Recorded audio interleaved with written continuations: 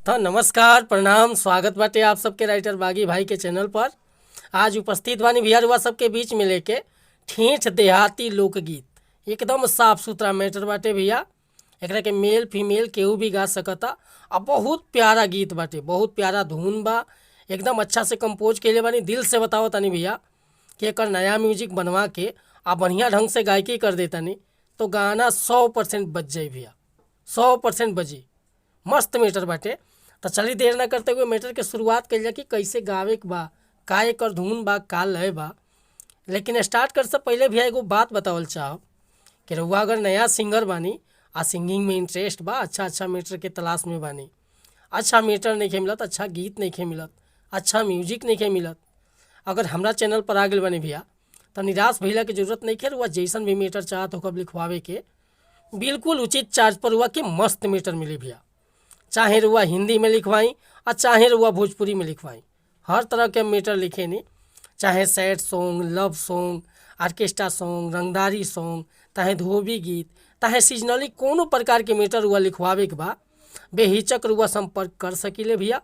बिल्कुल उचित चार्ज पर हुआ कि गाना व्हाट्सअप के जरिए मिल जाए डमी के साथ। तो ये खतरा कहल साहब कि अगर चैनल पर नया बानी भैया तो चैनल के सब्सक्राइब कर ली, बेल आइकन प्रेस कर ली, ताकि हर रोज रुआ नया नया मैटर सुने के, देखे के और गावे के मिलत रही भैया। आज के मैटर देखिए कितना प्यारा मैटर बाटे। एगो औरतिया के पति परदेश बाड़न, बेचारी यह जाड़ा के महीना चलता, का कहते कि सुनतानी सब केहू के मरद तो घरे आ गलन, हे जाड़ा पाला में रउआ बहरा कमातानी। एगो बात हमार कान खोल के सुन ली, ओकरा बाद गाना बाटे भैया। लेकिन एक झलकुट्टन म्यूजिक बनवावे के पड़ी, बोल बोल के गावला में बहुत अच्छा लगी भैया। झलकुट्टन म्यूजिक अगर बढ़िया से बनवा देतनी, ठीक से एकदम बढ़िया से रियाज करके बढ़िया गायकी कर देतनी तो 100% कहतनी भैया कि गाना बजबे करी। देखिए कैसे गावे के बटे।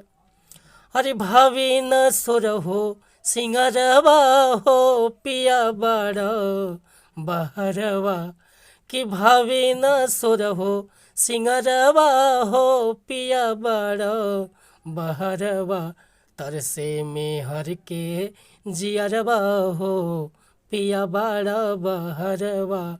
अरे भावे न सोर हो सिंगरवा हो पिया बड़ा बहरवा, कि भावे न सोर हो सिंगरवा हो पिया बड़ा बहरवा, तरसे में हर के जियरवा हो पिया बड़ा बहरवा, तरसे में हर के जियरवा हो पिया बड़ा बहरवा।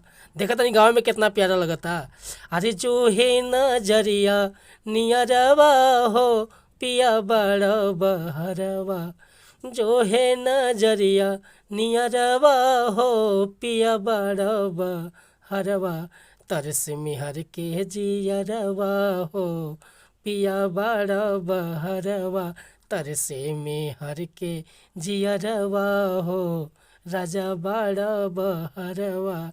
अरे भावे न सोर हो सिंगरवा हो पिया बड़ा बहरवा, भावे न सोर हो सिंगरवा हो पिया बड़ा बहरवा, तरसे में हर के जियरवा हो राजा बड़ा बहरवा। तो देखिए भैया अगर मैटर पसंद बा, फुल गीत लिखवावे के चाहता नहीं तो बिल्कुल उचित चार्ज पर हुआ कि गाना व्हाट्सअप के जरिए मिल जाई। हमार व्हाट्सअप नंबर बाटे 8874473128। तो भैया हमसे अगर कहीं गायकी में गलती हो गई तो क्षमा चाहता नहीं।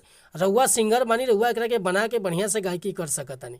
मैटर पसंद बा तो भैया बिल्कुल उचित चार्ज पर ही गाना रउआ के व्हाट्सअप के जरिए मिल जाई।